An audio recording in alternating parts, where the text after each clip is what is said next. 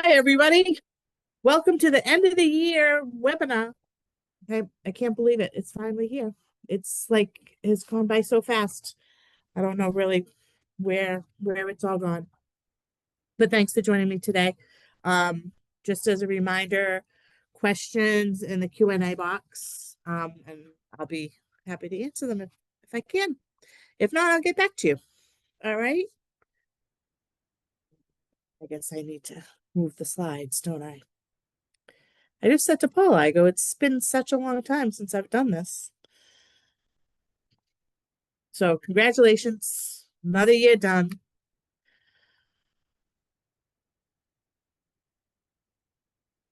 So we're going to talk about summer, we're going to talk about the upcoming events, and we're going to do updates and reminders. All right.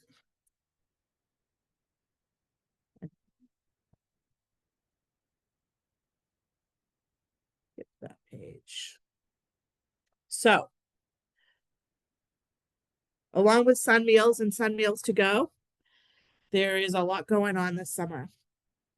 For those traveling to AMC, travel safe, stay cool, and bring back some great ideas to share. I hope to see lots of you at the MSNA conference in South Portland in August. As a reminder, registration is open, and I think early bird goes through the end of the month. So make sure to get your reservations in. We would love to see everybody there. There's a Farm and Seed School Institute going on in July. This program takes a team from your school and integrates pharmacy into the cafeteria in the classrooms. So for more information, you can reach out to Katie. We have a boot camp and is offered to new directors in August. Be sure to reach out to Sarah Platt if you are a new director or if you know a new director. It's a great way to network. And the most exciting thing is the third year of culinary skills for school meals class. For those that have already done it, you know it's a great experience. It's a wonderful training. A week away with your other kitchen staff, and with Chef Sam. Really exciting. I know it's great to see it go across the state, and we have some new sites this year. Edward Little is new. I think Kenny Bunk might be new, and Prescott. So really looking forward to seeing that, and seeing what you guys do with all the learnings that you get from there. And really excited for plates. Can bring that to us with Let's Go. So Sun Meals. Remember, Sun Meals, Sun Bucks, and Sun Meals to Go are all child nutrition programs, and they're designed to work in tandem.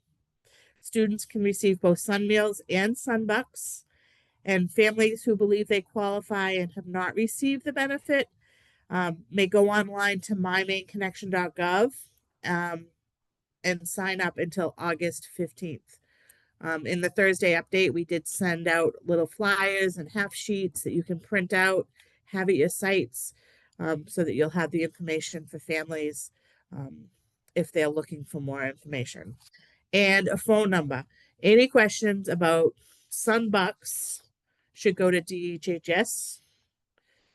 Well, there it is. And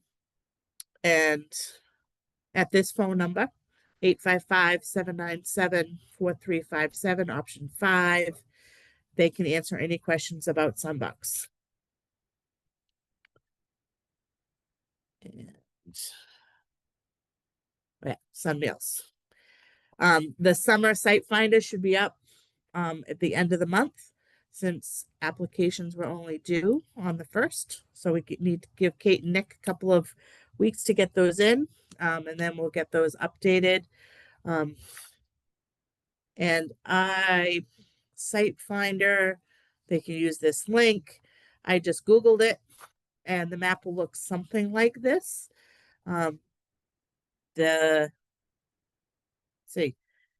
teal sites of the congregate and the orange sites of the meals to go. I just Googled Sun Meals and got the mapper. So mapper at Sun Meals. It'll be great to see all the colors pop up once we get the New England states in there. So make sure to use that. let families know where they can go to get those meals over the summer. State legislation. So we currently still have two bills that are in progress. The LD 577, which to my chagrin, they named the Universal Meals Bill. Um, it would secure the program and require the SAUs to participate in CEP or Special Revision 2 when we find that it's financially beneficial to the state. So that's still in play. Last minute news, I got a text from Anna earlier, and they did decide to put the $6 million into the state budget. So that's really good news because they weren't doing any appropriations this year. So that's really good news for this bill. Now I guess we just need to wait and see if the budget passes. So, and the last minute bill 1858, so they're all not numbered numerically. So 577 was early, 1858 was late, and this one is to promote local seafood in schools. When we worked with them about this bill, we ended up just adding it to the local foods fund, kind of, sort of. We just added seafood, which we could have already do anyways, but we put the language in there so we would promote seafood. And when we did that, we asked them to make a couple of changes. So we asked for $2 on $1 on every $2 spent. So your match will change if this bill passes. And it will also double the amount of reimbursement available to you. So you'll be able to get $11,000 if you come to 2 trainings and spend all your money. So really exciting news. That passed out of committee and it passed out of the Senate. So we just have to wait for the full floor. So really exciting news. Get some extra money into you and make it a little bit easier on that match. So bulk milk, while we think it's a really great idea up here, we just want to remind people that all meal components must be served before the point of service. And this includes milk, whether it's cartons or bulk. So just think about that if you're planning on changing and integrating bulk milk into your program in the upcoming year or years. So we still have a bunch of deadlines ahead. Want to try and get those done. So CEP paperwork is the deadline for that is June 30th, and that is a firm deadline. It's a federal deadline, and when you do the upload into CMP Web, there's a timestamp, so there's no exceptions. All paperwork must be in by the 30th, or it can't do it this year. Your claims are open, hopefully. I think June claims are open, and they're due July 8th. The application, SNP applications are open, and you can start on your SNP application. Applications are due on August 15th. And then your annual financial report is due on September 1st. Just a reminder, when you do your application, there's no combining claims anymore. You have to do a separate August claim and then a separate September claim if you're doing both. And if you're participating in SSO or NSLP in the summer, think of that when you're doing your application as well. So just a couple things to keep in mind.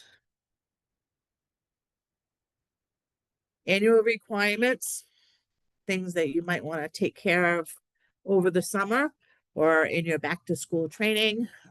Civil rights is an annual requirement, as is procurement training. Procurement training is only the person or persons that are doing procurement in your offices. Civil rights is for everybody involved in the program, so make sure that that gets done. And just a reminder about the yearly press release that we need you to do. So that's in your hands. Get that out to your newspapers. As long as you get it out to them. If it doesn't get published, then that's okay. But you need to get that out and keep it on file in your offices. Just want to remind everybody about this document. It's a great tool for you and your staff to stay up to date on the upcoming deadlines. And all the deadlines are there, the requirements are there, all the links are there.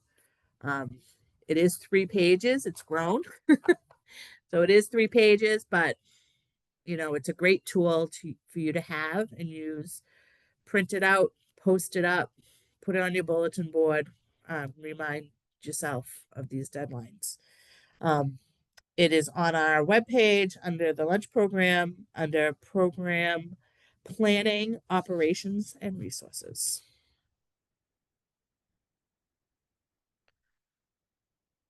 From Kate, we got a quick little reminder about breakfast after the bell. This was legislation, and it made a requirement that public schools who are 50% or more, who have 50% or more qualify for free reduced meals, are required to offer breakfast after the start of the school day. So she's posted a list on the website under breakfast. If you want to opt out, you need to get school board approval. So just keeping that in mind, especially for those schools that are newly over 50% with the new data or perhaps the multiplier. So really think about breakfast after the bell. That can be second chance breakfast. It can be breakfast in the hall, like any of those breakfast in the classroom, any of those qualify. One of the new requirements for this year, or a requirement that we've learned about this year, is tagging and inventorying of your large equipment. Michelle did a webinar on this in January that you can find the link to the webinar on our website. Basically, it's anything that you've purchased with federal funds that's over $10,000. So your large equipment, you need to it needs to be tagged with an inventory number, the source of the funding, the building name and location, and the acquisition date. And then that inventory needs to stay in the office and updated each year. So just a reminder about that. It was in the new 2 CFR regulations. So just want to make sure you're aware of that.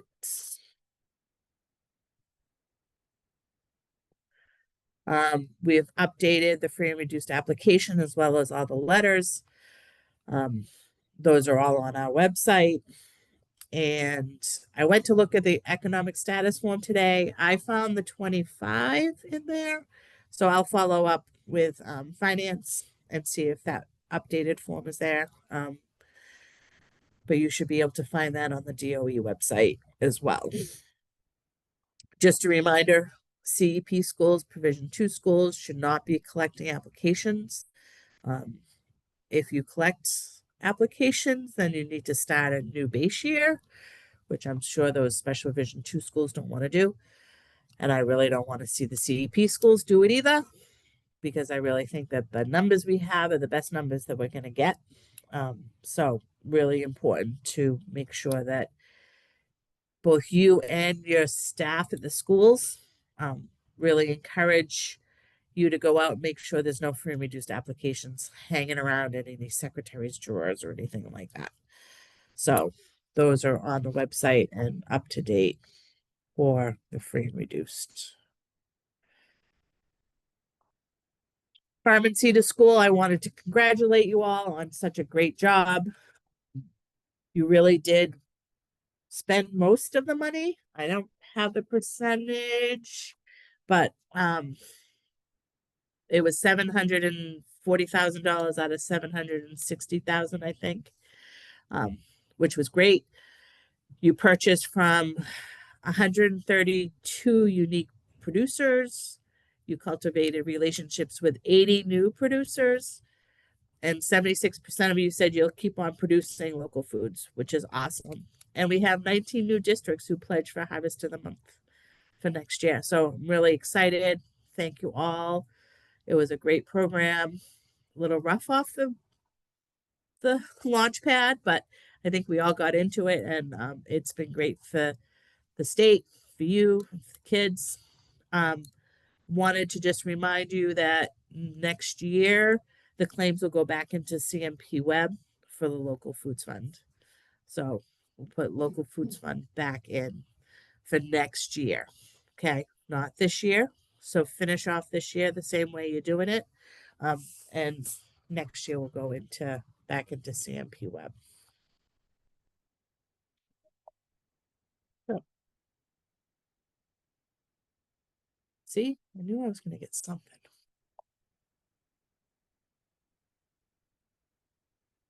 All right. Regional Foods Project will return next year. We have one more year, and there'll be a coordinator in every region. We would love to get some feedback on any events, the program, or the experience that you had as we start planning for next year. If you have any comments, you can share them with Martha or Katie in the office. Look at that, I did 2 ads. Oh well, you get it. Really excited to see what they can do and what help they can give you in each of the regions. So please use them. We're excited to have them, and this will be the last year that we have the regional coordinators. So take advantage of having them there to grow your programs. There isn't much, there's nothing new on the timeline. Just wanted to make sure that everybody was keeping up with the added sugars and the sodium reductions that will all come into play next fall of 27. So make sure that people were working on that. We're thinking about how we can reduce those sugars and what you're doing to start that process. And I wanted to highlight there is a requirement to change the after school snack program to align with CACFP. So if you're doing after school snack, you want to make sure you take a look at those CACFP snack guidelines and make sure that they're aligning. Or use CACFP snack. Yeah. And yeah. And the other big thing is the Buy American. So Sarah did a webinar earlier this year, May, April, May, about the Buy American provision. It's really important. I'm going to start my paper. Starting in 26, you are essentially going to need to start tracking your food expenses. Every dollar spent on domestic and non-domestic foods, because you'll now have a limit on how much you can spend on non-domestic purchases. So in 26, it'll be no more than 10%. In 29, it'll be no more than 8%. And in 32, it will be no more than 5% of your food purchases. Tracking food purchases this way is going to be a learning process. And I think the trickiest part is going to be figuring out how you're going to do this, especially when we don't have access to the origin information or it's not clearly marked or defined on your products.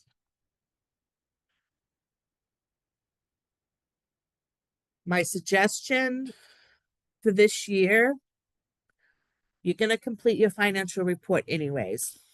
That's due September 1st. When you have the information from your financial report, you'll have your total expenditures for the year.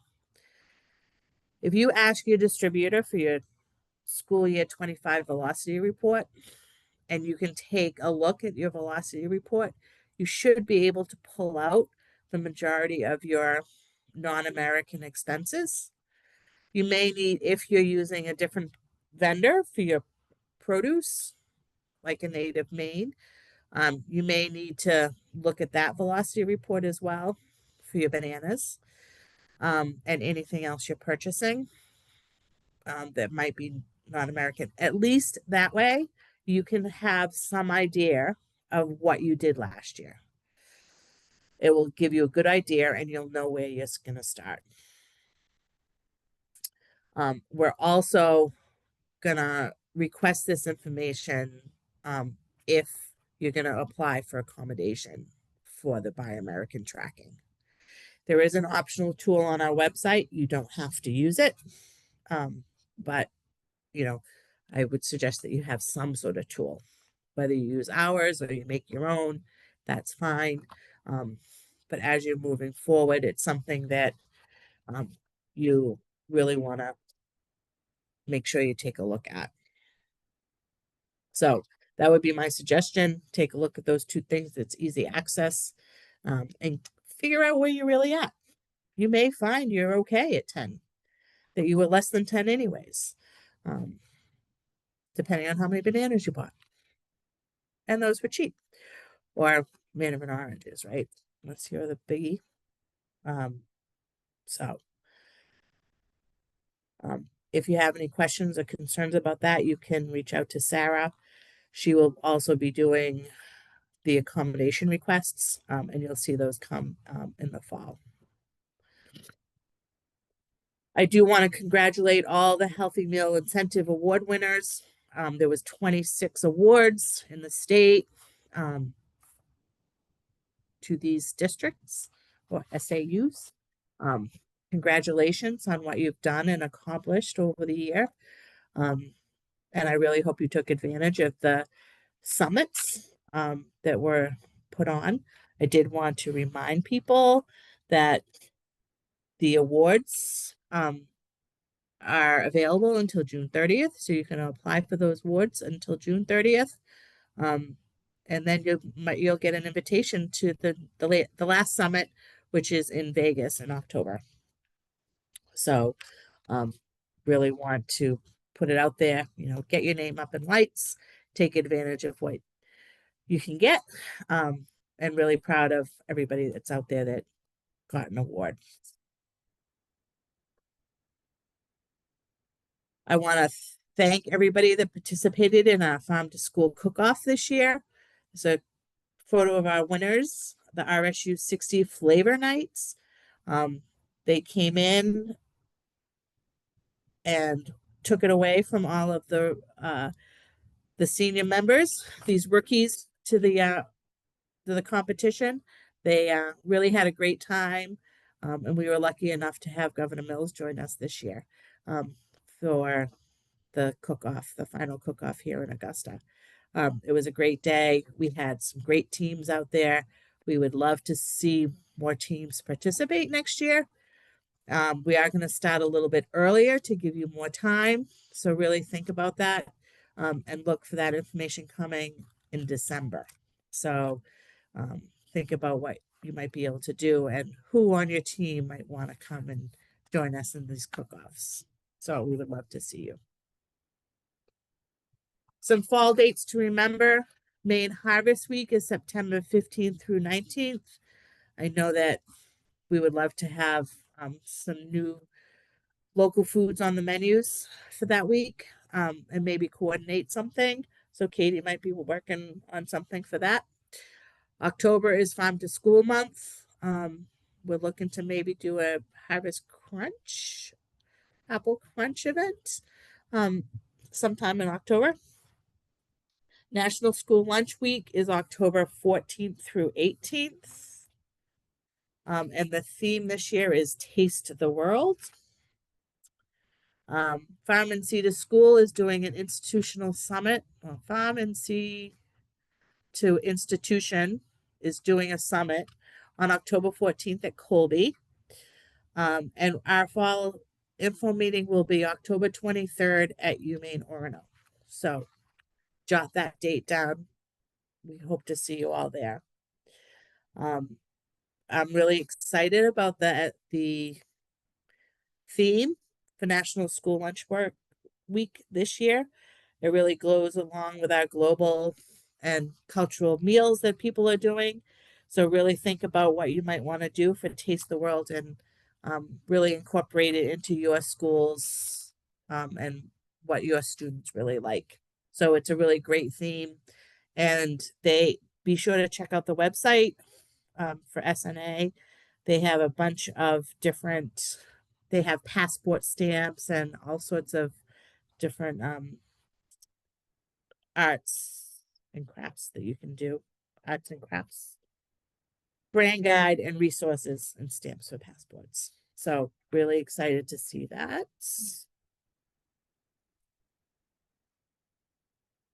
We have a sneak peek for National School Breakfast Week, which is March 2nd to 6th. And the theme for that is the quest for school breakfast. Really fun. You can do it for the younger kids and do princess pancakes. Or you could decorate for the older kids and do Renaissance festivals or Dungeons and Dragons. So really you could do a lot with that theme as well. So just wanted to put it out there and put it in everybody's brains before we leave for the summer or go to summer meals, right? Because that's really what it's all about. So be happy to take any questions that you might have.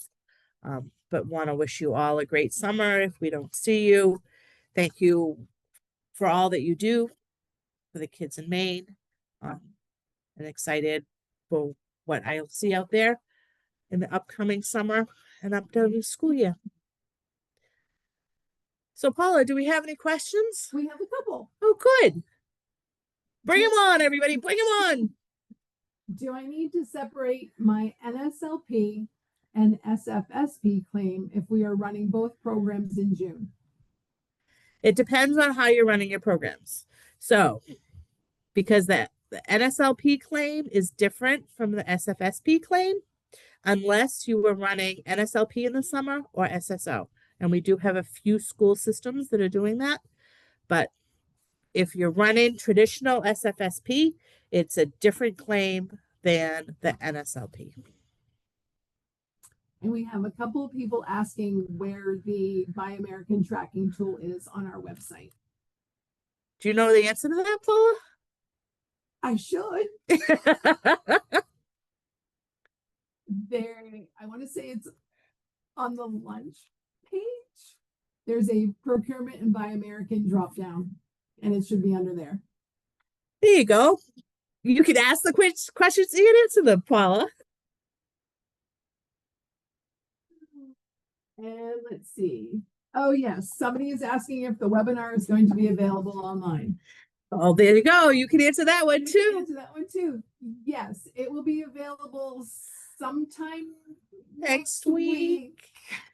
We'll get that on there for you sometime next week. Oh, thank you, Sarah. The tracker is on our financial page. Oh. Under procurement and Buy American. Procurement and Buy American on the financial page. I knew we had the drop down. It's always good to have everybody pipe in. No more questions. No more questions? Nobody else wants to talk to us? One more.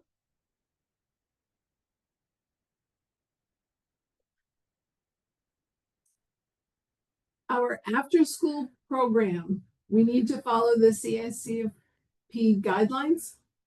The meal pattern for NSLP has to follow the CACFP for after-school snacks.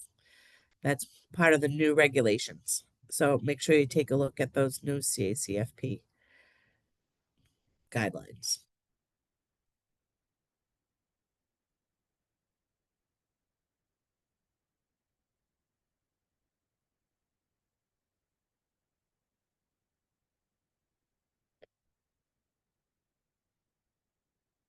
HMI in Las Vegas is October 22nd, 23rd. Yeah, it is. So it conflicts with our fall info meeting. But you have a really good excuse not to be at Fall Info if you're going to be in Vegas. And I guess I have to live with that. So I would love to hear that you go to Vegas because you won the HMI award. So I'll give you a pass. Is the money we received for HMI considered a federal grant?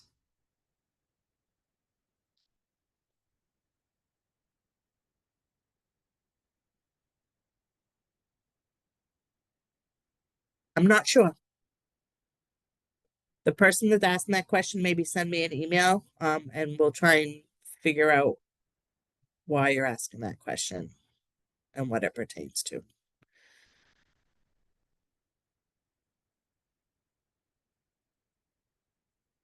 I'm thinking yes. For tracking. Yeah. I'm thinking it is a grant.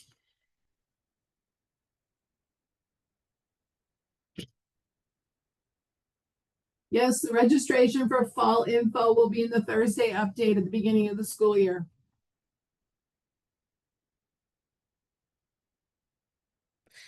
This is just a save the date. Put it on your calendar.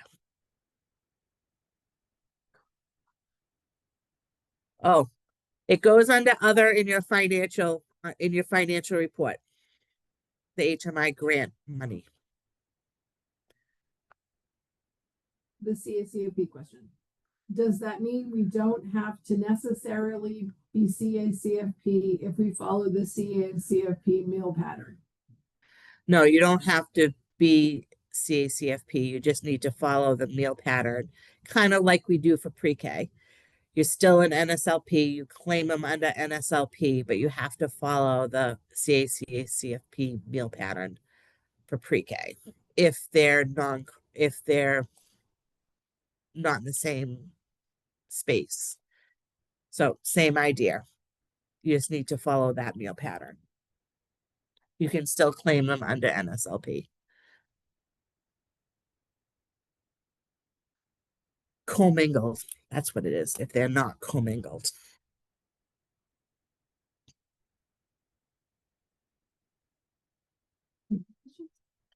All right. No more questions. Thank you all. Enjoy the summer. I wish you a weekend that doesn't rain. And oh, One more question. one more question. Once you send in all paperwork in for CEP, what is the next step? All the paperwork should be in. We will do that part of your application. You will be all set. You'll get a letter back from David with the actual numbers on them, and you'll be all set. Make sure you keep that on file, though. You need to keep that letter on file. Someone wants to know how to register for the MSNA summer conference. Well, that link was on our Thursday update A few times. So check the Thursday update and you can find the link to MSNA and that conference on there. You'll have to go back a few weeks. Yeah. But you could also go to their website and find the link on there.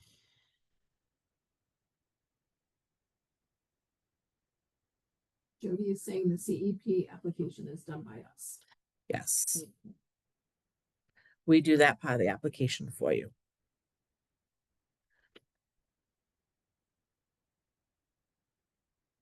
Feel free to reach out if you have any further questions. We will be here this summer. There'll always be somebody here. So feel free to reach out. Like I said, I hope that we see some sun for a whole weekend anytime soon would be great. All right. Have a good one. Take care. Talk to you all soon. Bye.